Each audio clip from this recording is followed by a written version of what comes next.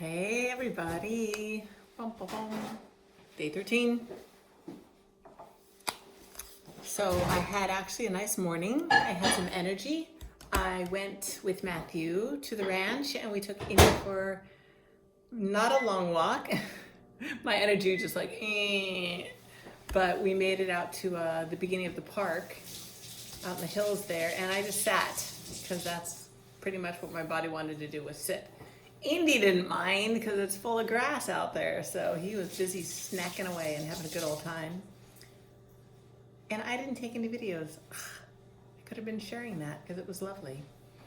And there were a lot of friends on horses today, so I just sat there and waved. That's all I could do. Saw my friend Rhonda at the ranch, and what a love. She always makes me tear up because she's just, one of those heartfelt people. So it was wonderful to see her. I wanted to give her a hug, but I think it's smart from today forward that my hugs are going to be limited, which makes me kind of sad because I guess COVID is kind of out there, rampant, and that would not be a good thing to get COVID and try to take on all these drugs and chemo and whatever. So I'm going to stay clear of hugs for a little while.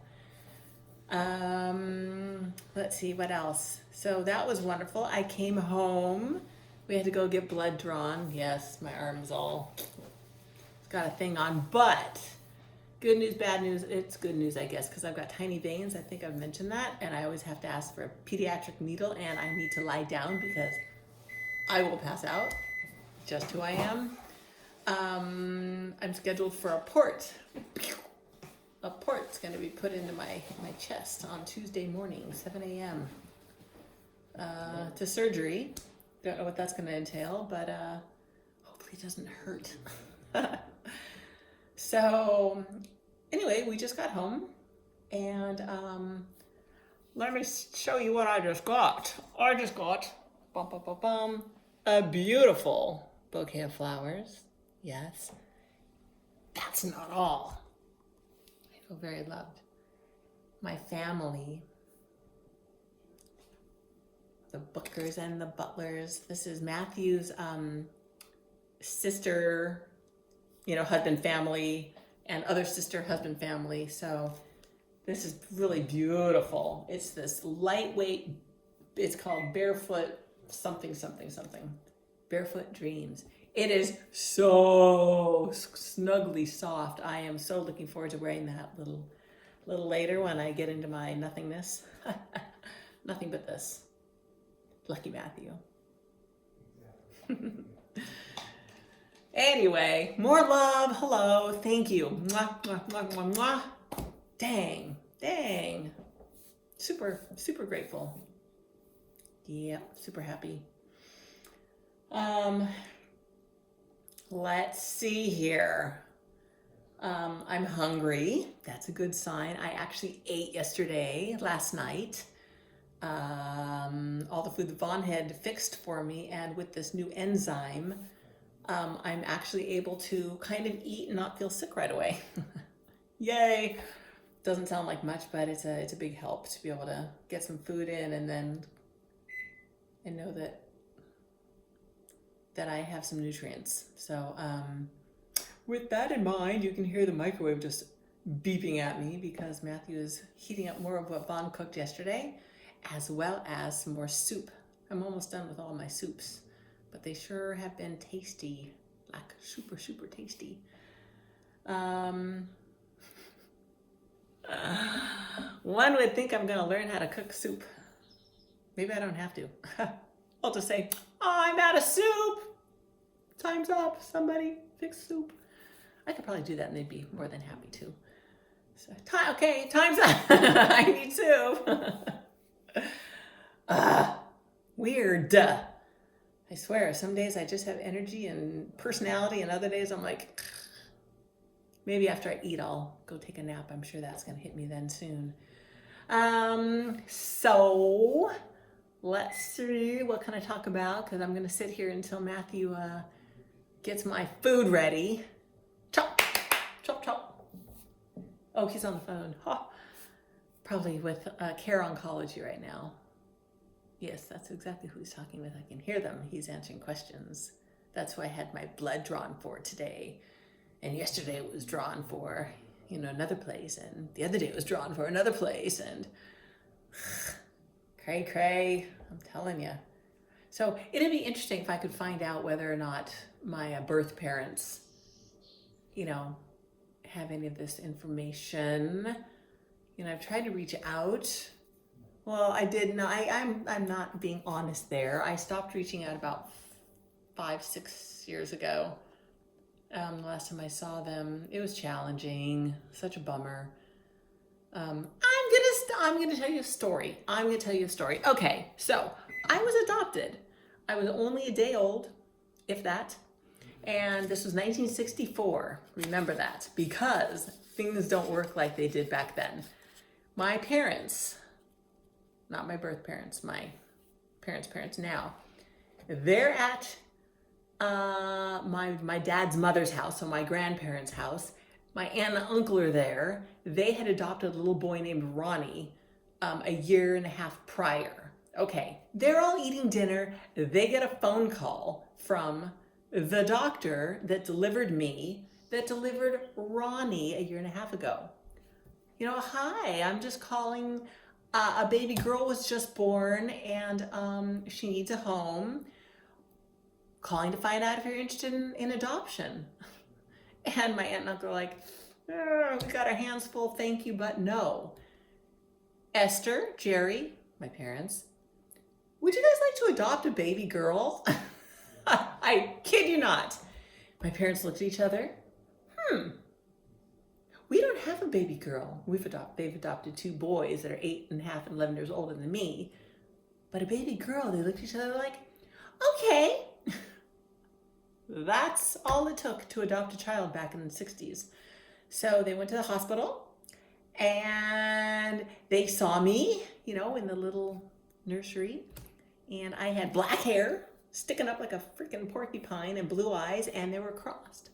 So I looked like that, essentially. And they said, can we see the parents? I love telling that story because that's funny. They saw the parents, my birth parents, and they're like, oh, wow, you're beautiful people. And they were only 21. I should show a picture. That might be kind of nice. Anyway, she is German Swede. So she's got the blonde hair, the light crystal blue eyes, the very square angular jaw, beautiful face. Probably 5'6"? I'm guessing because I really don't know. My dad was 100% Panamanian, and he was tall. I'm going to say, I don't know, 6 foot. Dark hair, dark eyes, dark skin, kind of Ricky Ricardo-esque as far as like personality, very charismatic. And between the 2 of them, they got pregnant and they left where they were living, moved to California, got pregnant, gave birth, gave him up for adoption, moved back, and pretended it never happened. Hello. So anyway, 33 years later, I'm having children. I've already had Vaughn and Rachel. They're young. They're like in their 5, 6-ish. I decided to hire a searcher because all the records had been locked. That they just did that by law. So I hired a searcher. It took a year and $500, and I got a phone call. And they said, we found what we believe to be your mother based on the maiden name that you gave us. Here's the phone number. Good luck. Call us back when you find out whether or not this is accurate. I'm like, okay, cool. And my heart was in my throat. Literally, I was just like, boom, boom, boom, boom. And I called the number, and I'm like, a gentleman answered the phone, and I said, hi, may I speak with her name at the time? Her maiden name was Janice Hope Moreno. And there was this pause. I'm like, oh, maybe it's the wrong number. And he goes, just a minute. And more pause. And then this woman gets on the phone, and I said, she's like, hello? And I said, hi, my name, Donna Mason Adams. I was born in 1964, Burnt Bay, California. I was put up for adoption, and I wanted to know, if you were my birth parents. I hired a searcher and they came up with you. I had your maiden name. Is this correct? And then I heard, this, she fell. And I'm like, oh my God, I freaking give her a heart attack. She died. And there was this long pause, and I'm like, oh, this is bad. But she didn't. She just fell off the bed. And she gets on the phone. She's like, how are you? And I'm like, hey, just really quick, I just wanted to say hello, tell you I contacted you because I'm having children, or I have children. I really wanted to know about medical, records. I wanted to know if there's anything I should be concerned about that might be, I could transfer down to my kids. And needless to say, we ended up with a fabulous relationship from that point kind of forward for a little while. It was beautiful. It was amazing. We shared letters and phone calls and photos and my dad, his name is Papa Vic, we call him, and Nana Jan, let's call her. And he came out. They were living in Pennsylvania at the time, and they came out.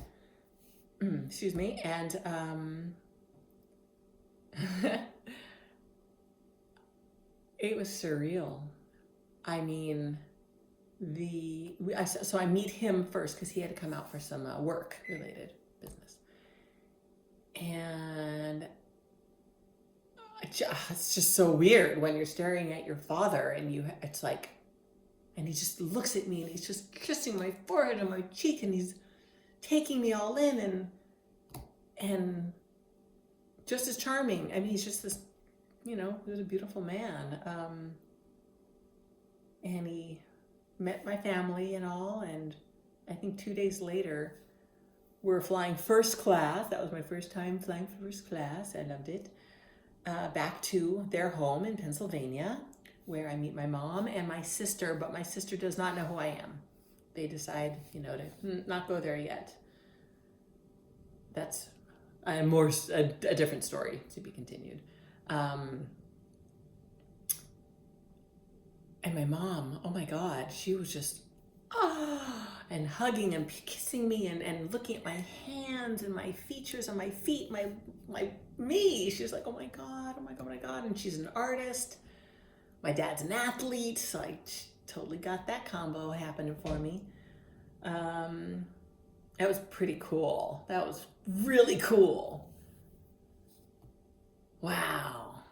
I remember what I was feeling back then. It's just like, the world could blow up, and I've completed everything. It was pretty awesome to have that experience and to have that kind of love. And so that trip was amazing. I went home and we just continued that amazing relationship going, via phone calls and letters and photo sharing and blah, blah, blah. And then I had another visit out there. I was out for another week or so. And more realism started coming forth. Oh, you know what? Okay, I'll back up. On that particular trip, yes, I meet my sister. She has a baby. She loves me, doesn't know who I am. And I meet my brother. So they called me a cousin? Something. I'm not sure. I don't remember. My story's getting a little messed up right now. I'm not with it anyway, so whatever. And my brother and I have the same personality. Very fun. We got on like crazy. And it wasn't, God, seriously, I think my brain's getting a little loopy. Let's go check on the cancer cells in the brain, shall we? I don't mean to say that. But I think it was towards the end of my visit there that they decided to tell them who I was. And it was still lovely. It was wonderful. They were just loving me. And it was like at the height. And that's when I leave and we continue this relationship and I go back there, whatever, months later. And everything had changed. Not horribly, but reality had set in and I became their Pandora's box. All of their I hate to say lies, but lies, because nobody in their entire universe knows of me until I opened up their Pandora's box. And now their kids met me. And so now I'm at the second visit and they want nothing to do with me. They're very angry, not at me, but they're angry with my birth parents, Nana, Jan, Papa, because they're like, you've lied to us for 33 years. Oh, and I should mention that they're twins and they're 4 years younger than I am. So, kind of cool.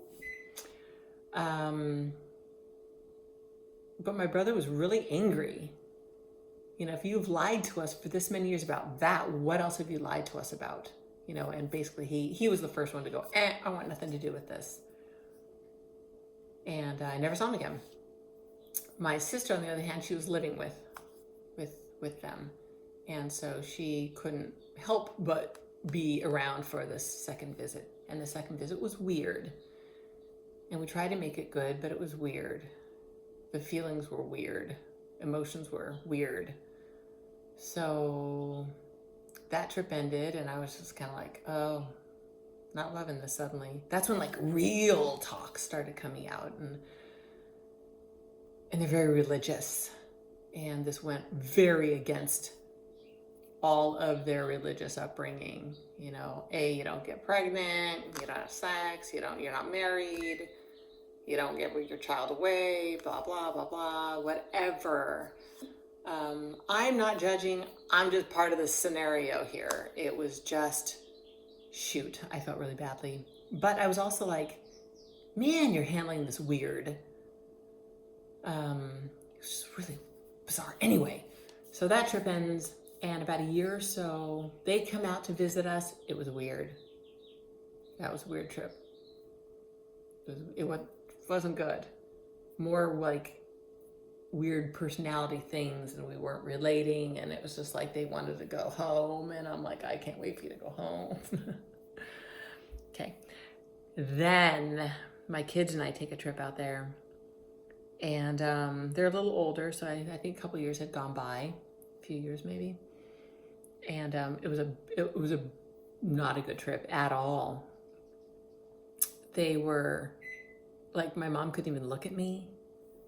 Really cold, and those gorgeous blue eyes that she has turned kind of ice cold. And my dad really didn't change, but he knew it was wrong. He knew my mom was kind of freaking out, so he was like working.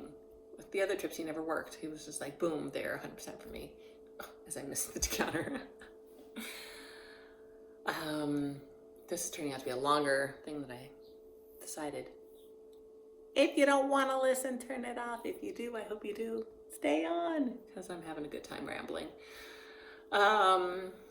So the kids and I are out there, and it's really awkward. Like, the kids and I are like, we shouldn't be here. And I'm like, I know.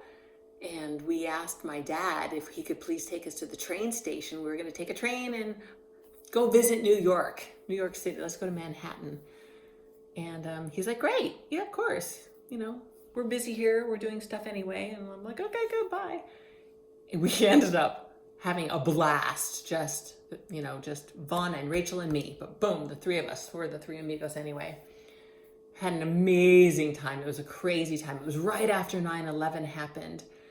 And we were sightseeing all day and just playing and doing and eating, and it got late and we didn't realize that we couldn't get a train ticket back to Pennsylvania. Not that we wanted to go back anyway, because we did not, but we found a hotel after searching one out, which was so dangerous. Whoa, did I put my kids in jeopardy that night? Because we didn't know where we are. We're just like cruising Manhattan. You know, it's getting dark. And suddenly I got into a bad neighborhood, and I'm looking at these hotels like, should we stay here? I don't know. Should we stay there? And they were like freaking whorehouse hotels, or whatever you want to call them.